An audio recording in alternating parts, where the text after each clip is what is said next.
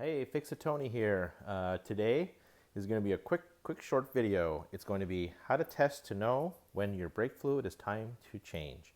Normally they say change your fluid every 2 to 3 years. However, in an old car like this, a lot of the brake lines have a copper-based core, and you'll find out that it's more than just water that is a problem for brake fluid, but also copper levels. Copper levels rise when the brake fluid degrades, and the additives in the brake fluid are no longer present to keep the copper and the corrosive nature of it at bay. So the first thing we got to do is I'm going to show you a couple of ways. I'm going to do the traditional water test with this pretty cool brake liquid tester. Test for water levels, and basically, it's pretty straightforward. You're going to go to your brake reservoir. You're going to remove the little screen thingamajigger, and then you're going to take the cap off, and dip that in, and you should see some lights. And you can see I've got less than 2%. You see the lights?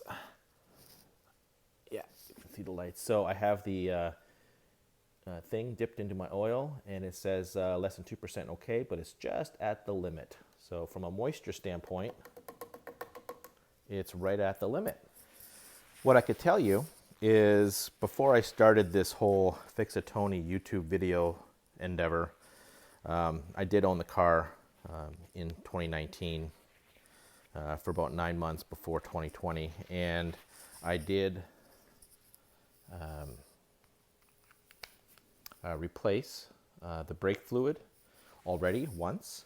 It was when I replaced the flexible brake hoses on all 4 corners of this car. In hindsight, I wish I would have thought about the whole Fix-A-Tony thing, because that was kind of a fun endeavor. But this is going to be a video that sets us up for a brake flush. The other thing I have is these test strips. They actually test for copper in brakes and also the coolant levels. And they, in a package of, I don't know, I think 20 or so of these that I bought online, you have this little card, and if it's more than 200 parts per million, I believe, of copper, then it should be changed. So we're going to do this right away. The test strip will have the brake fluid end and then the coolant end. So this is the end that I'm going to put in the brake fluid. It's going to be a 1 second dip, and then I shake, and then I wait 90 seconds. So let's try to zoom in. 1001. And it's dipped, and then I just flick. Don't want to flick near the car paint, because brake fluid is corrosive and will eat away at your paint. So now we're going to wait 90 seconds, and let's see, where are we? And you can see that it's turning purple. We're going to wait 90 seconds, and I'll be right back. While I'm waiting, it's probably a good idea to put this cap on as soon as possible. We're almost to the 90-second mark. Let's see if we could get this to zoom in. So you can see that between 100 and 200, it's actually not that. Let's see here. Definitely not at 300, right? But we're probably straddling the 100, 200.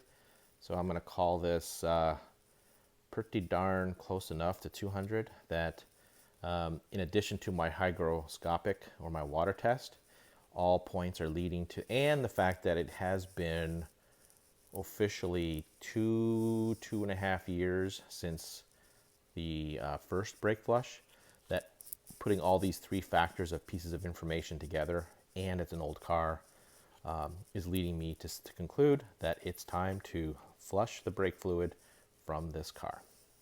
So I'll get you to another video where you can watch that one too. Thank you very much. Have a great day.